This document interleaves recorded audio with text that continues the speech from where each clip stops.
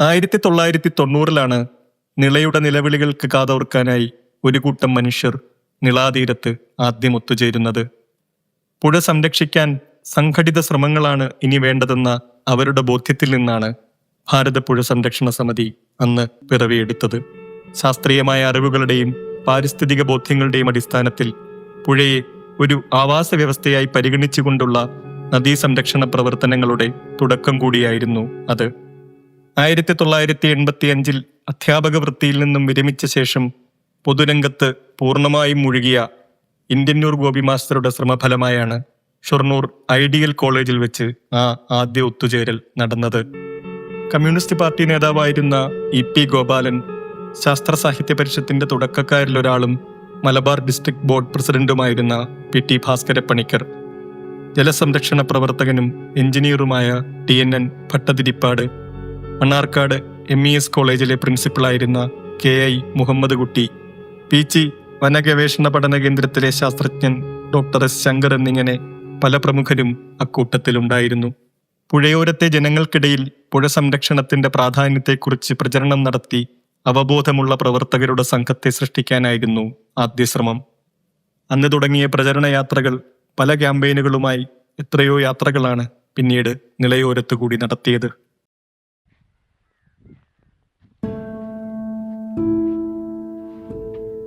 സമിതിയുടെ നിരന്തരമായ ശ്രമങ്ങളുടെ ഫലമായി 1992 മൂവാറ്റുപുഴയിൽ വെച്ച് സർക്കാർ നടത്തിയ നദീ സംരക്ഷണ സമ്മേളനത്തിലേക്ക് ഭാരതപ്പുഴ സംരക്ഷണ സമിതിയും ക്ഷണിക്കപ്പെട്ടു. സമിതി ദീർഘകാലമായി ഉന്നയിക്കുന്ന റിവർ അതോറിറ്റി രൂപീകരിക്കണം എന്ന ആവശ്യം അന്ന് പരിഗണിക്കപ്പെടുകയുണ്ടായി. പുഴകളുടെ സംരക്ഷണത്തിന് വേണ്ടി വിവിധ സർക്കാർ വകുപ്പുകളെയും ജനപ്രതിനിധികളെയും പുഴയോരത്തെ ജനങ്ങളെയും ഒരു കുടക്കീഴിൽ കൊണ്ടുവരുന്ന റിവർ അതോറിറ്റി എന്ന മാനേജ്മെന്റ് സംവിധാനം ഭാരതപ്പുഴ സംരക്ഷണ സമിതിയുടെ സുപ്രധാനമായ ഒരു നിർദ്ദേശമായിരുന്നു. ഇന്നും അത് പരിഗണിക്കപ്പെട്ടിട്ടില്ല എന്നതാണ് വസ്തുത. പുഴ അതിനെ ഉപജീവിക്കുന്ന എല്ലാ ജീവജാലങ്ങളുടെയും സ്വത്താണെങ്കിലും പുഴകളുടെ ഭരണപരമായ ഉടമസ്ഥത സർക്കാരിനാണ്. അതുകൊണ്ട് തന്നെ ഭരണാധികാരികളെ കൂടി പങ്കാളികളാക്കുന്ന, ചുമതലപ്പെടുത്തുന്ന പ്രവർത്തനങ്ങളിൽ പുഴ സംരക്ഷണ സമിതി രാഷ്ട്രീയം കണ്ടു. സാന്നിധ്യത്തിലൂടെ പലപ്പോഴും പരിപാടികളിൽ ഉണ്ടാകാൻ ശ്രമിച്ചെങ്കിലും സമിതി ഉയർത്തിയ സംവാദങ്ങൾക്ക് ആത്മാർത്ഥമായി ഇടം നൽകാനുള്ള രാഷ്ട്രീയ വാതായനങ്ങൾ ഒരു കക്ഷിയും പൂർണ്ണമായും തുറന്നുവച്ചില്ല. എങ്കിലും ഇന്ത്യന്നൂർ ഗോപി മാസ്റ്ററെയും Dr. PS പണിക്കരെയും പോലുള്ള കർമ്മോത്സുകരായ ഭാരതപ്പുഴ സംരക്ഷണ സമിതി പ്രവർത്തകർ ഇടവേളകളില്ലാതെ ഇടപെട്ടുകൊണ്ടേയിരുന്നു. ഹൈക്കോടതി ഭാരതപ്പുഴയിലെ മണലെടുപ്പ് ആദ്യമായി സ്റ്റേ ചെയ്യുന്നതും സമിതി നൽകിയ ഹർജിയെ തുടർന്നാണ്. ഒരു വശത്ത് പുഴ സംരക്ഷിക്കാൻ നിശ്ചയദാർഢ്യത്തോടെ സമിതി നിലയുറപ്പിച്ചപ്പോൾ മറ്റൊരു വശത്ത് മണൽ മാഫിയയും അനുരഞ്ജനങ്ങൾക്ക് തയ്യാറല്ലാത്ത വിധം ധാർഷ്ട്യത്തോടെ അവരുടെ നില തുടർന്നു. ഒടുവിൽ പുഴ സംരക്ഷിക്കാൻ വേണ്ടി ആരംഭിച്ച പ്രവർത്തനങ്ങൾ പുഴ പുനരുജ്ജീവനത്തിലേക്ക് വഴിമാറേണ്ടി വന്ന കാഴ്ചയാണ് പിന്നീട് ഭാരതപ്പുഴ തടത്തിൽ കണ്ടത്. കാരണം 90കളുടെ അന്ത്യത്തോടെ സംരക്ഷിക്കണമെന്ന് പറയാൻ ഒരു പുഴ പോലും എവിടെയും ഇല്ലാത്ത സ്ഥിതി സംജാതമായി. പുനരുജ്ജീവനമെന്ന ആശയം തന്നെ ഉന്നയിക്കാൻ കഴിയുമോ എന്ന ആശങ്കയാണ് ഇപ്പോൾ അവശേഷിക്കുന്നത്. പുഴയെ വീണ്ടെടുക്കുന്നതിനേക്കാളേറെ മുൻഗണന ഇല്ലാതാകും മുമ്പ് അതിലെ വിഭവങ്ങളെല്ലാം പരമാവധി ഉപയോഗിച്ചു തീർക്കുക എന്നതിനായിരിക്കുന്നു. മണലെടുക്കാനുള്ള ആലോചനകൾ വീണ്ടും വീണ്ടും സജീവമാകുന്നത് അതുകൊണ്ടാണ്.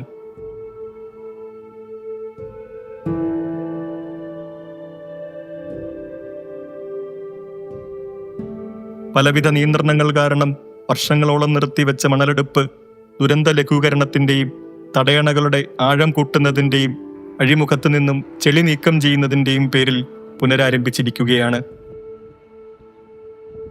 സാമ്പത്തിക പ്രതിസന്ധി നേരിടുന്ന സർക്കാർ ഖജനാവിന് ഒരു കൈത്താങ്ങെന്ന നിലയിലാണ് മണലെടുപ്പ് കാലത്തിന്റെ 2ാം വരവിൽ മണൽ വിശേഷിപ്പിക്കപ്പെടുന്നത്.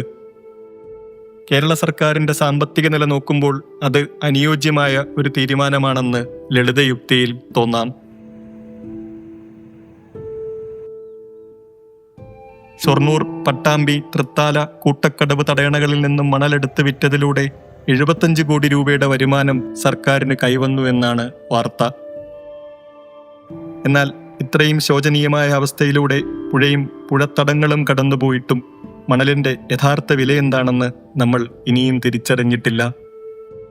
മണൽ എന്ന് പറയുന്നത് പുഴയെ സംബന്ധിച്ച് പുഴയുടെ ഒരു ജൈവ ആവാസ വ്യവസ്ഥ നിലനിർത്തുന്നതിൽ വളരെ പ്രധാനപ്പെട്ട ഒരു ഘടകമാണ്.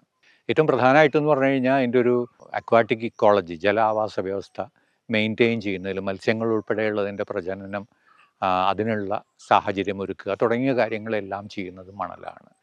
മനുഷ്യനുമായിട്ട് തന്നെ ബന്ധപ്പെട്ട് നമ്മൾ നോക്കിക്കഴിഞ്ഞാൽ ഈ മണൽപ്പരപ്പുള്ളത് കൊണ്ട് പ്രത്യേകിച്ച് ഇടനാട്ടിൽ പുഴ ഒഴുകുന്നത് ഒരു സാവകാശം ഒഴുകുകയും അതിൽ നിന്നും രണ്ട് വശത്തേക്കും ഒരു റീചാർജിനുള്ള സാധ്യത കൂടുകയും ചെയ്യുന്നുണ്ട്. പുഴയുടെ വാട്ടർ ടേബിൾ കുറേ കൂടെ ഉയർത്തി നിർത്തുന്നതും നേരത്തെ മണലായിരുന്നു. ആ മണൽ ശേഖരം നന്നായി ഉണ്ടായിരുന്ന സമയത്ത് ഇന്നുള്ള പോലെയല്ല. ഇന്ന് ഇടനാട്ടിൽ മിക്കവാറും എല്ലാ പുഴകളും നേരത്തെ ഒരു 50 വർഷം മുമ്പ് ഉണ്ടായിരുന്നതിനേക്കാളും 3-4 മീറ്ററെങ്കിലും താഴെ പോയിട്ടുണ്ട്. അതിനനുസരിച്ച് അതിൻ്റെ പരിസരത്തുള്ള ഭൂജല ശേഖരവും താഴെ പോയിട്ടുണ്ട്. ഇത് വരൾച്ച വർദ്ധിപ്പിക്കുന്നതിലൊരു പ്രധാനപ്പെട്ട ഘടകമായിരുന്നു. കേരളം വാസ്തവത്തിൽ വളരെ ജലസമൃദ്ധമായിട്ടുള്ളൊരു സംസ്ഥാനമാണ് എന്നാണ് ഇന്നും പലരും കരുതുന്നത്. പഴയ കാലത്ത് അങ്ങനെ തന്നെ ആയിരുന്നു. പക്ഷേ ഇന്നങ്ങനെയല്ല. ഈ വ്യത്യാസം കഴിഞ്ഞൊരു 50 കൊല്ലം കൊണ്ടാണ് പ്രത്യക്ഷമായിട്ട് വന്നിട്ടുള്ളത്. അതിൽ പ്രധാനപ്പെട്ട ഒരു ഘടകമാണ് മണൽ മുഴുവൻ വാരിപ്പോയത്. ഒഴുക്ക് വെള്ളത്തിൽ അഴുക്കില്ല എന്ന് ഒരു ചൊല്ലുണ്ടല്ലോ. വെള്ളം ഒഴുകുമ്പോൾ എന്തെങ്കിലും പൊല്യൂട്ടൻസ് വന്നാലും അത് ഡൈല്യൂട്ട് ചെയ്ത് പോകും എന്നുള്ളതാണ് ഒരു സങ്കല്പം. അതോടൊപ്പം തന്നെ രണ്ട് ഫാക്ടേഴ്സാണ് ശരിക്കും പുഴകളുടെ ഒരു നാച്ചുറൽ ക്ലെൻസിങ് പ്രോസസ്സിൻ്റെ ഭാഗമായിട്ട് വരുന്നത്. അതിലൊന്ന് ഒഴുക്കാണ്, മറ്റൊന്ന് മണലാണ്. മണൽ നമുക്കറിയാം, നമ്മളിപ്പോൾ പല ഈ സാധാരണ ജലം ശുദ്ധീകരിക്കാനായിട്ട് ഫിൽട്ടർ ചെയ്യാനായിട്ട് മണൽ ഉപയോഗിക്കുന്നുണ്ട്. അപ്പോൾ ഇത് ഈ ഒരു സ്വാഭാവികമായി തന്നെ ഫിൽട്ടർ ചെയ്തിട്ടാണ് വെള്ളം ഒഴുകി വരുന്നത്. പുഴയിൽ പലപ്പോഴും പഴയ കാലത്ത് പല സ്ഥലങ്ങളിലും പുഴയിൽ മേലെ തീരെ ഒഴുക്ക് കാണില്ല വേനൽക്കാലത്ത്. പക്ഷെ അങ്ങനെ ഒഴുക്ക് കാണാതിരിക്കുന്ന സമയത്തും ഈ മണലിൻ്റെ ഉള്ളിൽ കൂടെ പുഴ ഒഴുകുന്നുണ്ട്. അത് കുറേ കൂടെ സാവകാശമാണ് ഒഴുകുന്നത്. അതിൻ്റെ ആ ഒരു പേസ് വ്യത്യാസമുണ്ട്. അത് ഫിൽട്ടർ ചെയ്തിട്ടാണ് പോകുന്നത്. പിന്നെ ഇടയ്ക്ക് എവിടെയെങ്കിലും ചില സ്ഥലങ്ങളിലൊക്കെ കുറച്ചും കൂടെ ആഴമുള്ള സ്ഥലങ്ങളിൽ ചെറിയ തോതിൽ നമുക്ക് വെള്ളം കാണാം. അപ്പോൾ ആ വെള്ളത്തിൻ്റെ വാട്ടർ ക്വാളിറ്റിയെ സംബന്ധിച്ച് ഇത് വളരെ പ്രധാനപ്പെട്ട ഒരു ഘടകമായിരുന്നു. മണലിന്റെ പ്രാധാന്യത്തെ പോലെ തന്നെ കേരളം ഇനിയും വേണ്ടവിധം മനസ്സിലാക്കാത്ത ഒരു സങ്കല്പമാണ് പാരിസ്ഥിതിക നീരൊഴുക്ക്. പുഴകളിൽ പാരിസ്ഥിതിക നീരൊഴുക്ക് നിലനിർത്തേണ്ടുന്നതിൻ്റെ പ്രാധാന്യം തിരിച്ചറിയാത്തതുകൊണ്ട് തന്നെ ഒഴുക്കു തടയാൻ കഴിയുന്ന ഇടങ്ങളിലെല്ലാം തടയണകൾ നിർമ്മിക്കപ്പെട്ടുകൊണ്ടേയിരിക്കുകയാണ്. തടയണകളുടെ നിർമ്മാണം ഒഴിഞ്ഞ നേരം ഭാരതപ്പുഴയിൽ ഇല്ലാതായിരിക്കുന്നു. താഴ്ത്തടങ്ങളിലേക്ക് പോകുന്തോറും അത് വലിയ റെഗുലേറ്ററുകളായി മാറുന്നു. റെഗുലേറ്ററുകൾ ഉയർന്ന ചെങ്ങണാങ്കുന്നിനും വെള്ളിയാങ്കല്ലിനും കൂട്ടക്കടവിനും കാങ്കപ്പുഴയ്ക്കുമിടയിലുള്ള ദൂരം പുഴയ്ക്ക് ശ്വാസമെടുക്കാൻ പോലും ഇടമില്ലാത്ത വിധം എത്രയോ കുറവാണ്.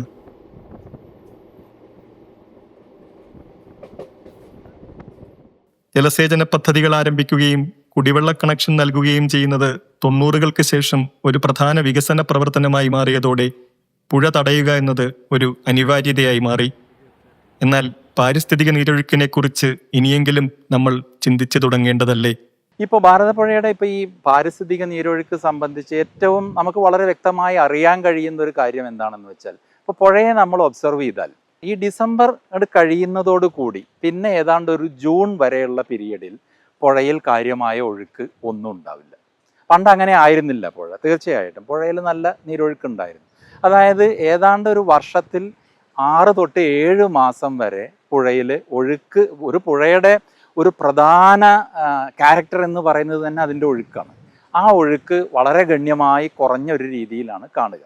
ഈ പാരിസ്ഥിതിക നീരൊഴുക്ക് അല്ലെങ്കിൽ എൻവിറോൺമെൻറ്റൽ ഫ്ലോ എന്ന് പറയുന്നത് തന്നെ ഒരു പുതിയ കൺസെപ്റ്റാണ്. അതായത് നദികൾക്ക് സംഭവിക്കുന്ന അതിൻ്റെ ആ അപജയത്തിൽ 2 കാര്യങ്ങളാണ് നമ്മൾ എഞ്ചിനീയറിങ്ങിൽ പറയുക. ഒന്ന് അതിൻ്റെ ഹൈഡ്രോളജിക് ആൾട്ടറേഷൻ കൊണ്ടുണ്ടാവുന്ന പ്രശ്നം, രണ്ടാമത് അതിൻ്റെ ജിയോമോർഫോളജിക്കൽ ആൾട്ടറേഷൻ കൊണ്ടുണ്ടാവുന്ന പ്രശ്നം. പാരിസ്ഥിതിക നീരൊഴുക്ക് എന്ന് പറയുന്നത് യഥാർത്ഥത്തിൽ ഹൈഡ്രോളജിക് ആൾട്ടറേഷൻ കൊണ്ട് ഉണ്ടാവുന്ന പ്രശ്നത്തിനുള്ള ഒരു സൊല്യൂഷനാണ്. ഇപ്പം ഈ പുഴയും ഈ പുഴയുമായി ബന്ധപ്പെട്ട ഒരു ആവാസ വ്യവസ്ഥയും നിലനിൽക്കണമെങ്കിൽ ഈ പുഴയിൽ അതാത് സീസണിൽ, അതാത് കാലങ്ങളിൽ, അതായത് മാസങ്ങളിൽ എത്ര മിനിമം ഒഴുക്കെങ്കിലും ഉണ്ടാവണം എന്നുള്ള ഇതിനൊരു ശാസ്ത്രീയ അടിത്തറയുണ്ട്. അതായത് അത്രയും ഒരു മിനിമം നീരൊഴുക്ക് ഉണ്ടെങ്കിൽ ആ പുഴയുമായി ബന്ധപ്പെട്ട ആവാസ വ്യവസ്ഥയും നിലനിൽക്കൂ എന്നുള്ളതാണ് പ്രധാനമായിട്ടുള്ളതിൻ്റെ തത്വം. ഭാരതപ്പുഴയിൽ ഇപ്പം നമ്മുടെ ഈ പറളി തൊട്ട് പൊന്നാനി വരെയുള്ള സ്ഥലങ്ങളിൽ എവിടെയെങ്കിലും ഈ ചെക്ക് ഡാമോ റെഗുലേറ്ററോ കെട്ടി തടഞ്ഞു നിർത്തുന്നത് ഒഴിച്ചാൽ ബാക്കിയുള്ള സ്ഥലങ്ങളിലൊന്നും ഈ പറയുന്ന നീരൊഴുക്ക് ഈ പീരീഡിൽ ഇല്ല. അതായത് ഡിസംബർ ടു ജൂൺ വരെയുള്ള പീരീഡിൽ ഇല്ല. ഇനി അങ്ങനെ വന്നാൽ നമുക്കതിനെ എങ്ങനെ അതിലേക്ക്, അതായത് ഇപ്പോൾ പുഴയുടെ, നമ്മളത് എഞ്ചിനീയറിംഗിൽ പറയുക പ്രിസ്റ്റൈൻ കണ്ടീഷൻ എന്നാണ്. അതായത് ഇപ്പോൾ ഭാരതപ്പുഴയുടെ കേസ് പറഞ്ഞാൽ ഭാരതപ്പുഴയിൽ തമിഴ്നാട്ടിലും കേരളത്തിലുമായിട്ട് 10 വലിയ ഡാമുകൾ നമ്മൾ ബിൽഡ് ചെയ്തിട്ടുണ്ട്. ഏറ്റവും മുകളിൽ പറഞ്ഞാൽ നമ്മുടെ കാടമ്പാറ ഡാം, അതിൻ്റെ താഴെ അപ്പർ ആളിയാർ ഡാം, അതിൻ്റെ താഴെ ആളിയാർ ഡാം, മറ്റേ കൈവഴി പാലാറിൽ തിരുമൂർത്തി ഡാം. ഇങ്ങനെ 4 എണ്ണം കേരളത്തിന് വെളിയിൽ തമിഴ്നാട്ടിൽ തന്നെയുണ്ട്. അത് കഴിഞ്ഞ് കേരളത്തിലേക്ക് വന്നു കഴിഞ്ഞാൽ നമ്മുടെ ഈ കൽപ്പാത്തി പുഴയിലുള്ള നമ്മുടെ മലമ്പുഴ ഡാമുണ്ട്, ദെൻ കാഞ്ഞിരപ്പുഴയുണ്ട്, ഇപ്പുറത്തെ സൈഡിൽ വാളയാർ, മംഗലം, പോത്തുണ്ടി, മീങ്കര, ചുള്ളിയാർ, ഓക്കെ, പിന്നെ കാഞ്ഞിരപ്പുഴയും വരുന്നുണ്ട്. ഇത്രയും ഡാമുകളുണ്ട്. അപ്പോൾ ഇത്രയും ഡാമുകൾ എന്ന് പറയുമ്പോൾ ഏതാണ്ട് 10 വലിയ ഡാമുകൾ. വലിയ ഡാമാണ് ഉദ്ദേശിക്കുന്നത്, ചെക്ക് ഡാമുകളല്ല. ചെക്ക് ഡാമും റെഗുലേറ്ററും ഒക്കെ ഇതിന് പുറമെയാണ്. അപ്പോൾ ഈ ഇത്രയും ചെറിയൊരു പുഴയിൽ 10ഓളം ലാർജ് ഡാം ബിൽഡ് ചെയ്യുമ്പോൾ ഉണ്ടാകുന്ന ഹൈഡ്രോളജിക് ആൾട്ടറേഷൻ തന്നെയാണ് പ്രശ്നം, അത് സംശയമില്ല. പക്ഷെ നമുക്കിപ്പോൾ ഈ ഡാമുകൾ പൊളിച്ചു കളയാനൊന്നും സാധിക്കില്ല. പക്ഷെ നമുക്ക് കഴിയുന്നത് എന്താണെന്ന് വെച്ചാൽ ഈ പുഴയ്ക്ക് നിലനിൽപ്പിന് ആവശ്യമായ എൻവിറോൺമെൻറ്റൽ ഫ്ലോ എത്രയാണ് എന്നുള്ളത് ശാസ്ത്രീയമായി നമുക്ക് തിട്ടപ്പെടുത്താൻ കഴിയും. അതിനുള്ള മോഡൽസ് ഇപ്പോൾ അവൈലബിൾ ആണ്. അങ്ങനെ അസസ് ചെയ്തിട്ട് ആ ഒരു മിനിമം ഫ്ലോ എങ്കിലും പുഴയിലേക്ക് കൊണ്ടുവരിക എന്നുള്ളതാണ് ഇതിൻ്റെ ഏറ്റവും പ്രാഥമികമായിട്ടുള്ളൊരു കാര്യം. അപ്പോൾ അതെങ്ങനെ ചെയ്യാമെന്ന് ചോദിച്ചാൽ 2-3 തരത്തിൽ ചെയ്യാം. അതായത് ഇപ്പം നമ്മൾ ഈ പറയുന്ന വലിയ ഡാമുകളൊക്കെ കെട്ടിയിട്ടുള്ളത് ഇറിഗേഷൻ പർപ്പസിനാണ്, ജലസേചനത്തിനാണ്. ഓക്കെ, അപ്പോൾ ജലസേചനത്തിന് തീർച്ചയായിട്ടും വെള്ളം വേണം. പക്ഷേ നൂതന ജലസേചന രീതികളിലേക്ക് നമ്മൾ മാറുമ്പോൾ, ഇപ്പോൾ കമ്മ്യൂണിറ്റി മൈക്രോ ഇറിഗേഷൻ പോലെയുള്ള രീതിയിലേക്ക് നമ്മൾ മാറുമ്പോൾ ഇപ്പോൾ ഉപയോഗിക്കുന്ന വെള്ളത്തിൻ്റെ 50% കൊണ്ട് തന്നെ അത്രയും സ്ഥലത്തെ കൃഷി നമുക്ക് നടത്താൻ കഴിയും. ആ വെള്ളവും അതുപോലെ ഈ പുഴയുമായി ബന്ധപ്പെട്ട മൈക്രോ വാട്ടർ ഷെഡുകൾ, ഇതിൽ ഒരുപാട് മൈക്രോ വാട്ടർ ഷെഡ് ഉണ്ട് ഭാരതപ്പുഴയ്ക്ക്. ആ മൈക്രോ വാട്ടർ ഷെഡിൻ്റെ മാനേജ്മെൻറ്റ് വഴി പുഴയിലേക്കുള്ള നീരൊഴുക്ക് കൂട്ടാൻ കഴിയും. അങ്ങനെ ഇപ്പം ഞാനിതിലൊരു പ്രിലിമിനറി അസസ്മെൻറ്റ് ചെയ്തിട്ടുള്ളത് നമ്മുടെ കുമ്പിടിയിൽ ബേസ് ചെയ്തിട്ടാണ്. കുമ്പിടിയിൽ ഈ 12 മാസത്തെയും ഫ്ലോ ഒബ്സർവ് ചെയ്തിട്ട്, അപ്പോൾ അതിൻ്റെ ഒരു നമുക്ക് ആവശ്യമുള്ളതിലും ഏതാണ്ട് 1 മീറ്റർ താഴെയാണ് ഈ മാസങ്ങളിലൊക്കെ അവിടെ വെള്ളം ഇപ്പം നിൽക്കുന്നത്. 1.03 മീറ്റർ എങ്കിലും വെള്ളത്തിൻ്റെ ഒഴുക്ക് അവിടെ ഉണ്ടായാലാണ് ഈ മിനിമം എൻവിറോൺമെൻറ്റൽ ഫ്ലോ അവിടെ ഉണ്ടാകുമെന്ന് പറയാൻ കഴിയും. ഇപ്പോൾ ഭാരതപ്പുഴയിൽ നമ്മൾ ഈ മലമ്പുഴയിൽ നിന്ന് വേനൽക്കാലത്ത് കുടിവെള്ള ആവശ്യത്തിന് കുറച്ച് തുറന്നു വിടുന്നുണ്ട്. അത് ഓഫ് കോഴ്സ് ഒരു വേ ഓഫ് എൻവിറോൺമെൻറ്റൽ ഫ്ലോ തന്നെയാണ്. പക്ഷേ അതിന് പകരം ഈ 10 ഡാമുകളുടെയും ഇപ്പം ഞാനതിൽ ശ്രമിച്ചിട്ടുള്ളത് എന്താ വെച്ചാൽ ഈവൻ നമ്മുടെ ഈ ഭാരതപ്പുഴ എന്ന് പറഞ്ഞാൽ നമ്മുടെ അന്തർ സംസ്ഥാന നദീജല കരാർ പറമ്പിക്കുളം ആലിയാറുമായി ലിങ്ക്ഡ് ആണ്. അപ്പോൾ ആ കരാറിൻ്റെ ഭാഗം കൂടിയാക്കണം ഈ എൻവിറോൺമെൻറ്റൽ ഫ്ലോ മെയിൻറ്റെയിൻ ചെയ്യുക എന്നുള്ളത്. അതിനുള്ള ശ്രമങ്ങൾ നമ്മൾ തുടങ്ങിയിട്ടുണ്ട്. പക്ഷേ ഈ കരാർ പുനരവലോകനം എവിടെയും എത്തിയിട്ടില്ല, ആ ചർച്ചയിൽ നിൽക്കുക. ഇപ്പോൾ ആളിയാർ ഡാമിൽ നിന്നും ഇതിൻ്റെ ഇപ്പോൾ ഉദാഹരണം പറയുകയാണെങ്കിൽ, ഇപ്പോൾ ഈ 1 ഏപ്രിൽ തൊട്ട് മെയ് 15 വരെയുള്ള പീരീഡിൽ 0 റിലീസേ ആവശ്യമുള്ളൂ എന്നാണ് ഇപ്പോഴത്തെ കരാർ. എന്ന് പറയുമ്പോൾ പുഴയിലും വെള്ളമേ ആവശ്യമില്ല. അപ്പോൾ അത്രയും എന്താ പറയുക, പരിതാപകരമായ ഒരു അവസ്ഥയിലാണ്. നേരെ തിരിച്ച് അവിടെ നമ്മൾ എൻവയോൺമെൻറ്റൽ ഫ്ലോ അസസ്മെൻറ്റ് എത്രയാണ് വേണ്ടതെന്ന് ചെയ്തിട്ടുണ്ട്. ആ ക്വാണ്ടിറ്റി ഈ കരാറിലേക്ക് വരുന്ന പോലെ, അവരുടെ ഭാഗത്ത് നിന്ന് ആ കോൺട്രിബ്യൂഷൻ വരുന്ന പോലെ കരാർ പുനരവലോകനം ചെയ്യണം. നമ്മുടെ കയ്യിൽ മാത്രമുള്ള ഡാമുകളുടെ മാനേജ്മെൻറ്റിലും നമ്മൾ ഈ എൻവയോൺമെൻറ്റൽ ഫ്ലോയ്ക്കുള്ള അലോക്കേഷൻ വിട്ടുകൊടുക്കണം.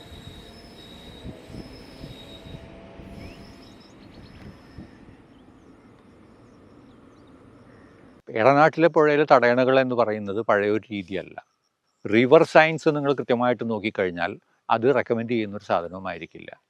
2 തരത്തിലാണ് വരിക. ഒന്ന്, ഈ ഉയർന്ന പ്രദേശങ്ങളിലുള്ള ഈ ഹിൽ ഏരിയയിലുള്ള സ്ട്രീംസ്, അതിനകത്ത് അത് നല്ല മഴ പെയ്യുന്ന സമയത്ത് കുത്തിയൊലിച്ച് പോകാതിരിക്കാനായിട്ട് ചെറിയ തോതിലുള്ള ഗള്ളി പ്ലഗിങ് ഒക്കെ ചെയ്യും. അത് കല്ലുകൾ അടുക്കി വെച്ച് ഒരു എന്താ പറയുക, കോൺക്രീറ്റ് കൺസ്ട്രക്ഷൻ ഒന്നും ഇല്ലാതെ അത്തരത്തിലുള്ള ഈ ചെറിയ ചെറിയ തടയണകൾ. രണ്ടാമത് വരുന്നത് അഴിമുഖത്തോട് ചേർന്ന് ഉപ്പുവെള്ളം കയറാതിരിക്കാൻ വേണ്ടി ചിലയിടത്തൊക്കെ ചെയ്യുന്ന തടയാണ്. ഇത് രണ്ടും അല്ലാത്ത സ്ഥലങ്ങളിൽ വാസ്തവത്തിൽ പഴയ കാലത്ത് നമ്മൾ തടയണ പണിയുന്ന ശീലമേ ഇല്ല. പിന്നീട് ഈ നേരത്തെ പറഞ്ഞതുപോലെ വാട്ടർ ടേബിൾ താഴ്ന്നപ്പോൾ അത് ഉയർത്തി നിർത്താനുള്ള മാർഗം എന്നുള്ള രീതിയിലാണ് ഇത് വന്നത്. പ്രത്യേകിച്ച് ഭാരതപ്പുഴയെ സംബന്ധിച്ച് ഏറ്റവും കൂടുതൽ തടയണകളുള്ള ഭാരതപ്പുഴയിലാണല്ലോ. അത് മെയിൻ റിവറിൽ മാത്രമല്ല, അതിൻ്റെ കൈവഴികളിലും എല്ലാം തുടർച്ചയായിട്ടുണ്ട്. ഇപ്പോൾ ഗായത്രി പുഴയിൽ ആലത്തൂർ ഭാഗത്തൊക്കെ പോയി കഴിഞ്ഞാൽ മിക്കവാറും 1.5 കിലോമീറ്റർ 2 കിലോമീറ്ററിന് ഇതിനകത്ത് തടയണകളുണ്ട്. പലപ്പോഴും വേനൽക്കാലമാകുമ്പോൾ എന്താ സംഭവിക്കുകയെന്ന് വെച്ചാൽ ഈ തടയണകളോട് ചേർന്ന് കുറച്ച് ഭാഗത്ത് വെള്ളത്തിൽ കെട്ടി നിൽക്കുന്നുണ്ടാവും. അത് കഴിഞ്ഞാൽ പിന്നെ വെള്ളമില്ല. പിന്നെ വീണ്ടും അടുത്ത തടയണയോടെയാണ് വരുന്നത്. കെട്ടിക്കിടക്കുന്ന വെള്ളം പലപ്പോഴും വേനൽക്കാലമാകുമ്പോഴത്തേക്കും വളരെ മോശമാവുകയും എന്നിട്ട് ഇത് പമ്പ് ചെയ്തിട്ട് ഈ പൈപ്പിൽ കൂടെ പുഴു വരുന്നത് കാണാനിട വന്നിട്ടുണ്ട്. പുതിയ കാലത്ത് നമുക്കിപ്പോൾ ഈ കാലാവസ്ഥാ പ്രതിസന്ധിയുടെ ഒരു പശ്ചാത്തലത്തിൽ വെള്ളപ്പൊക്കത്തിൻ്റെ ഒരു ഭീഷണി വല്ലാതെ കൂടുന്നുണ്ടല്ലോ. അപ്പോൾ വെള്ളപ്പൊക്കം വരാവുന്നൊരു സാഹചര്യത്തിൽ അത്തരത്തിലുള്ളൊരു ഫ്ലോ വരുമ്പോൾ പുഴയിലുള്ള എന്ത് ഒബ്സ്ട്രക്ഷനും അത് ബുദ്ധിമുട്ടുണ്ടാക്കുന്നുണ്ട്. തടയണകൾ സ്വാഭാവികമായിട്ടും ബുദ്ധിമുട്ടുണ്ടാക്കുന്നുണ്ട്. തടയണ പണിയുകയും അതിനുശേഷം ആ തടയണയുടെ സുരക്ഷയ്ക്കെന്നും പറഞ്ഞിട്ട് അവിടെ ഇത്തിരി മണൽ വന്നു കഴിഞ്ഞാൽ അത് മുഴുവൻ വാരിയെടുക്കുകയും ചെയ്യാണ്. അങ്ങനെയല്ല, അതിൻ്റെ പിന്നിൽ ആ മണൽ വന്നടിഞ്ഞോട്ടെ, വന്നടിഞ്ഞ് അതിൻ്റെ മേലെ കൂടെ പുഴ ഒഴുകട്ടെ, ഒരു വാട്ടർ ടേബിൾ കുറച്ചും കൂടെ കയറാനത് സഹായിക്കട്ടെ, അങ്ങനെയാണെങ്കിൽ കുഴപ്പമില്ല. പക്ഷേ അതല്ല ചെയ്യുന്നത്. പുതിയ പുതിയ തടയണകൾക്ക് വേണ്ടിയുള്ള ഡിമാൻഡ് വരികയാണ്. ഇതെല്ലാം ഇരുട്ടുകൊണ്ട് ഒട്ടയടക്കലാണ്. നമ്മളെ സംബന്ധിച്ച് നമ്മുടെ പുഴകൾ വീണ്ടും പഴയ പോലെ ഒഴുകുക എന്നുള്ളതാണ് നമ്മുടെ ആവശ്യം. അതിന് ചെയ്യേണ്ട കാര്യങ്ങൾ ഇതൊന്നുമല്ല. അതതിൻ്റെ തലപ്പത്ത് മുതലുള്ള കാര്യങ്ങൾ ചെയ്തു വരേണ്ടതാണ്. അതൊന്നും ചെയ്യാതെ താൽക്കാലികമായിട്ടുള്ള സംവിധാനങ്ങൾ മാത്രം കാണുമ്പോൾ അത് ചിലപ്പോൾ താൽക്കാലികമായിട്ടുള്ള ചില നേട്ടങ്ങൾ ഉണ്ടായേക്കാം, പക്ഷെ അതിനേക്കാൾ കൂടുതൽ ദോഷങ്ങൾ ഉണ്ടാക്കുന്നുണ്ട് എന്നുള്ളതാണ് വസ്തുത.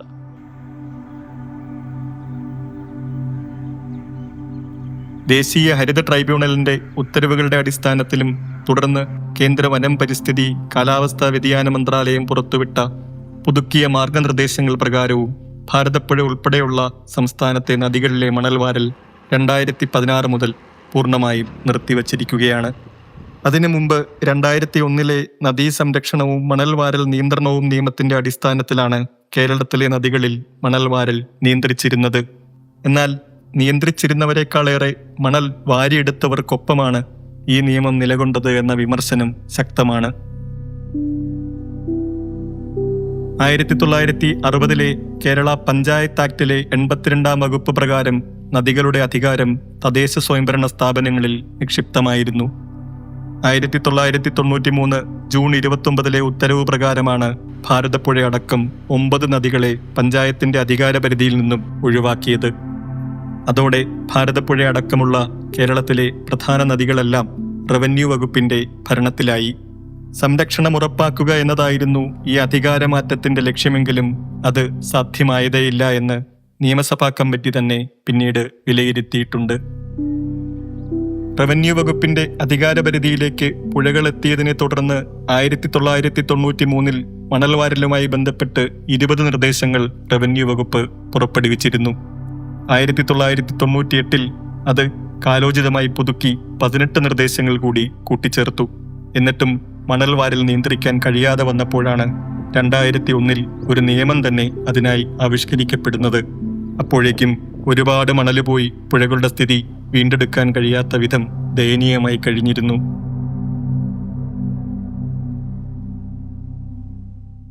സുപ്രീം കോടതിയുടെയും ഹരിത ട്രൈബ്യൂണലിന്റെയും വിധികളുടെ അടിസ്ഥാനത്തിൽ മണൽ ഖനനം ചെയ്യുന്നതിന് പാരിസ്ഥിതിക അനുമതി നിർബന്ധമായി മാറിയതോടെ മണലെടുപ്പ് നിലച്ചെങ്കിലും അത് വീണ്ടും തുടങ്ങാനുള്ള ഫയലുകൾ ഭരണതലത്തിൽ വിശ്രമമില്ലാതെ നീങ്ങിക്കൊണ്ടേയിരിക്കുകയാണ്.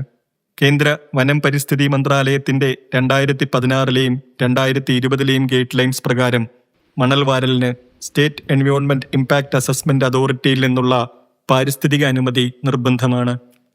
അതിനുവേണ്ടി നദികളുടെ സാൻഡ് ഓഡിറ്റിംഗ് നടത്തി മണലിന്റെ ലഭ്യത കണക്കാക്കി ഡിസ്ട്രിക്ട് സർവേ റിപ്പോർട്ടുകൾ തയ്യാറാക്കേണ്ടതുണ്ട്. പാലക്കാട്, മലപ്പുറം, തൃശൂർ ജില്ലകളുടെ ഡിസ്ട്രിക്ട് സർവേ റിപ്പോർട്ടുകൾക്കാണ് ആദ്യം പാരിസ്ഥിതികാനുമതി ലഭിച്ചത്. 1,39,73,690 മെട്രിക് ടൺ മണലാണ് ഭാരതപ്പുഴയിൽ നിന്നും നീക്കം ചെയ്യാൻ അനുവദിച്ചിരിക്കുന്നത്. സർവേ റിപ്പോർട്ടുകൾ പറയുന്ന 1 കോടിയിലധികം ടൺ മണൽ ഇവിടെയാണ് ഭാരതപ്പുഴയിലുള്ളത്. ഭാരതപ്പുഴയിലെ സാൻഡ് റീപ്ലനിഷ്മെന്റ് റേറ്റ്, അതായത് ഓരോ മഴക്കാലത്തും വന്നുചേരുന്ന മണലിന്റെ അളവ് ഈ റിപ്പോർട്ടുകൾ കൃത്യമായി പഠിച്ചിട്ടുണ്ടോ എന്ന സംശയമുയരുന്നത് അതുകൊണ്ടാണ്. നിങ്ങൾ എത്ര മണൽ വാരാമെന്ന് തീരുമാനിക്കുന്നത് അതിൻ്റെ ഒരു റീപ്ലനിഷ്മെന്റ് സ്റ്റഡിയും കൂടെ നടത്തിയിട്ടാണ്. അപ്പോൾ എത്രമാത്രം മണൽ ഒഴുകി വരുന്നുണ്ട് എന്നുള്ളത് സംബന്ധിച്ച് ശാസ്ത്രീയമായിട്ടുള്ള പഠനങ്ങൾ നടക്കണം. ആ പഠനങ്ങൾ എത്രമാത്രം ശാസ്ത്രീയമായി നടക്കുന്നുണ്ട് എന്നുള്ള ആദ്യത്തെ ചോദ്യമാണ്. ഭാരതപ്പുഴയെ സംബന്ധിച്ച് ഭാരതപ്പുഴയിൽ ഇപ്പോൾ 11 അണക്കെട്ടുകളുണ്ട്. ഈ അണക്കെട്ടുകൾ വരുമ്പോൾ അതിന് മുകളിലുള്ള കാച്ച്മെൻറ്റിൽ നിന്ന് വരുന്ന മണലും ബാക്കിയുള്ളതും ആ അണക്കെട്ടിൽ വന്ന് ബ്ലോക്ക് ആവുകയാണ് ചെയ്യുന്നത്. വല്ലപ്പോഴും മഴക്കാലത്ത് അതിൻ്റെ ഈ എന്താ പറയുക, അടിയിൽ നിന്നുള്ള ഷട്ടറൊക്കെ തുറന്നു കഴിഞ്ഞാൽ കുറച്ച് ഒഴുകി വരാം എന്നല്ലാതെ ബാക്കി ഒഴുകി വരുന്നില്ല. അപ്പോൾ പഴയ പോലെ പഴയ കാലത്ത് ഒരു അൺഡാംഡ് കണ്ടീഷനിലുണ്ടായിരുന്ന പുഴയിൽ ഒഴുകി വരുന്ന മണൽ ഇപ്പോൾ ഒഴുകി വരാൻ പറ്റില്ല. അതിനേക്കാളും വളരെ കുറഞ്ഞ അളവിലാണ് വരുന്നത്. പലപ്പോഴും സംഭവിക്കുന്നത് എന്താണെന്ന് വെച്ച് കഴിഞ്ഞാൽ ഇടനാട്ടിൽ ഒരു സ്ഥലത്തുള്ള മണൽ വേറെ സ്ഥലത്തേക്ക് ഡിസ്പ്ലേസ് ചെയ്ത് മാറിപ്പോകാം. വലിയ ഒഴുക്ക് വരുന്ന സമയത്ത് എവിടെയെങ്കിലും കുറച്ച് മണലുണ്ടെങ്കിൽ അവിടെ നിന്ന് അത് ആ ഒഴുക്ക് അതിനെ എടുത്തിട്ട് അടുത്ത സ്ഥലത്തേക്ക് അത് കൊണ്ട് ഡെപ്പോസിറ്റ് ചെയ്യുന്നൊരവസ്ഥ ഉണ്ടാവും. അല്ലാതെ ആക്ച്വലി പുതിയതായിട്ട് ഒഴുകി വരുന്ന മണലിൻ്റെ അളവ് നോക്കിക്കഴിഞ്ഞാൽ അത് മിക്കവാറും വളരെ കുറവായിരിക്കും. അതിനെ സംബന്ധിച്ച് കൃത്യമായിട്ടുള്ള പഠനങ്ങൾ നടക്കേണ്ടതുണ്ട്. ആ പഠനങ്ങൾ നടക്കുക മാത്രമല്ല, ഇപ്പോഴത്തെ ഒരവസ്ഥയിൽ ഇപ്പോൾ നിൽക്കുന്ന മണൽ ആ പുഴയെ അതിനെ പാരിസ്ഥിതികമായിട്ട് നിർത്താൻ പറ്റുന്നതാണോ എന്നറിയണം. അതങ്ങനെ ആവാൻ സാധ്യത വളരെ കുറവാണ്. ഈ സർവേ ചെയ്യുന്ന ആൾക്കാർക്ക് ഞാൻ വിചാരിക്കുന്നത് അവർക്ക് സർവേ തുടങ്ങുന്നതിന് മുമ്പ് തന്നെ മണലുണ്ട് എന്നുള്ള റിപ്പോർട്ട് വരണമെന്നുള്ള അനൗപചാരികമായിട്ടുള്ള നിർദ്ദേശങ്ങൾ പോയിട്ടുണ്ടാവാനുള്ള എല്ലാ സാധ്യതയുണ്ട്. ഗൈഡ് ലൈൻസ് സ്ട്രിക്റ്റ് ആയിട്ട് പാലിച്ചു കഴിഞ്ഞാൽ അത് പറ്റില്ല എന്ന് കാണുമ്പോൾ അതിനകത്ത് ചില ന്യായങ്ങൾ പറഞ്ഞുകൊണ്ട് ആ ഗൈഡ് ലൈൻസിനെ മറികടക്കാൻ നോക്കുകയാണ് ചെയ്യുന്നത്. മറ്റൊരു പ്രധാനപ്പെട്ട കാര്യം എന്ന് പറയുന്നത്, ഇത് ചെയ്യുമ്പോൾ ഇതിൻ്റെ പബ്ലിക് കൺസൾട്ടേഷൻ നടക്കണം. ആ പബ്ലിക് കൺസൾട്ടേഷൻ നടക്കുകയാണെന്നുണ്ടെങ്കിൽ അതിന് ഒരു മാസം മുമ്പേ ഇത് വൈഡായിട്ട് പബ്ലിഷ് ചെയ്യുകയും ഈ റിപ്പോർട്ട് അവൈലബിൾ ആക്കുകയും ചെയ്തുകൊണ്ട് വേണം. ഭാരതപ്പുഴയെ സംബന്ധിച്ച് അവിടെ പുഴ സംരക്ഷണത്തിൽ പ്രവർത്തിക്കുന്ന ആളുകൾ ആരും ഇങ്ങനൊരു പബ്ലിക് കൺസൾട്ടേഷൻ നടന്നതായിട്ട് അറിഞ്ഞിട്ടില്ല. രേഖകളിലുണ്ട്. 3 ജില്ലകളിലൂടെ ഒഴുകുന്ന ഭാരതപ്പുഴയുടെ കാര്യത്തിൽ എല്ലാവരെയും കൂട്ടിയോജിപ്പിച്ച് പൊതുവായ തീരുമാനങ്ങൾ എടുക്കാൻ കഴിയുന്ന ഒരു ഏജൻസി ഇല്ല എന്ന പ്രശ്നം കാലങ്ങളായി തുടരുകയാണ്. രൂപീകരിക്കപ്പെട്ട കാലം മുതൽ ഉന്നയിക്കപ്പെടുന്ന ഈ ആവശ്യം ഭാരതപ്പുഴ സംരക്ഷണ സമിതി ഇപ്പോഴും ഉയർത്തുന്നുണ്ട്. അതിനുള്ള ആലോചനകൾ സർക്കാർ തലത്തിൽ ഇന്നും നടക്കുകയാണ്.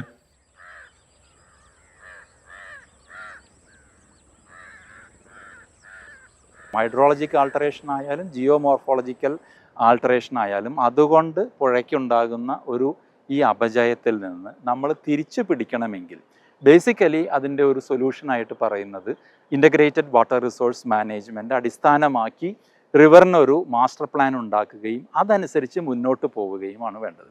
ഇൻ്റഗ്രേറ്റഡ് വാട്ടർ റിസോഴ്സ് മാനേജ്മെൻറ്റ് എന്ന് പറഞ്ഞാൽ ഉദ്ദേശിക്കുന്നത് ഇത് തന്നെയാണ്. അതായത് ഈ പുഴയുമായി ബന്ധപ്പെട്ട ഇക്കോസിസ്റ്റവും അതിൻ്റെ ആ പ്രിസ്റ്റൈൻ കണ്ടീഷനിൽ തന്നെ അതിനോട് അടുത്തൊരു രീതിയിലേക്കെങ്കിലും കൊണ്ടുവരാൻ പറ്റുന്ന തരത്തിൽ, എന്നാൽ ജനങ്ങളുടെ ആവശ്യങ്ങളൊക്കെ നിറവേറ്റുകയും ചെയ്യാൻ കഴിയുന്ന തരത്തിലുള്ള ഒരു പ്ലാൻ എന്ന് പറയാം അതിന് ബേസിക്കലി.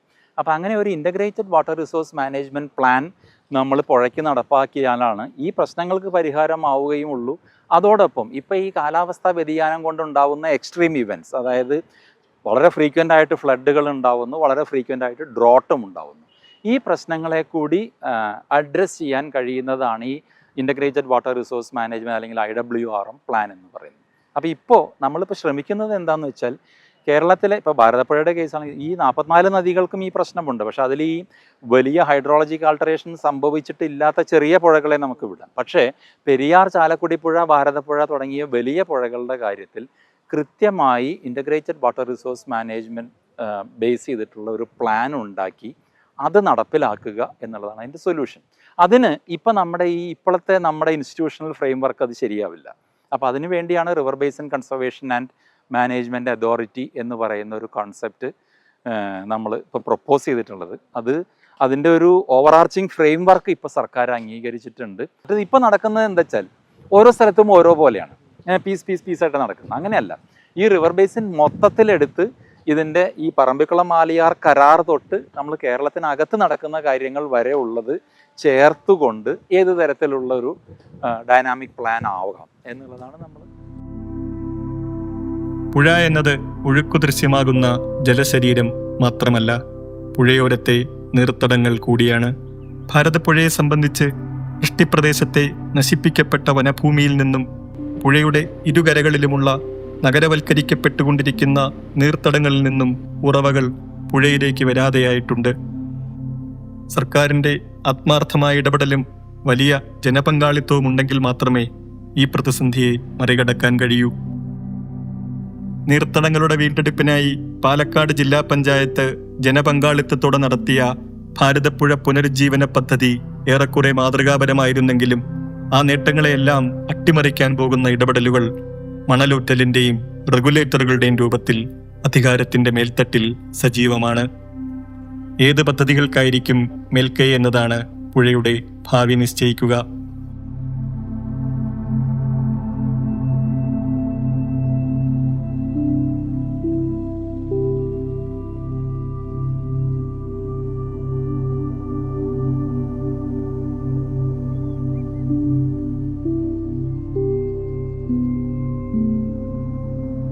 പുഴ എന്ന ഒഴുകുന്ന ഒരു ഇക്കോസിസ്റ്റത്തെ ഭാരതപ്പുഴ തടത്തിൽ ഇന്ന് എവിടെയും കാണാൻ കഴിയില്ല എന്നത് യാഥാർത്ഥ്യമാണ്.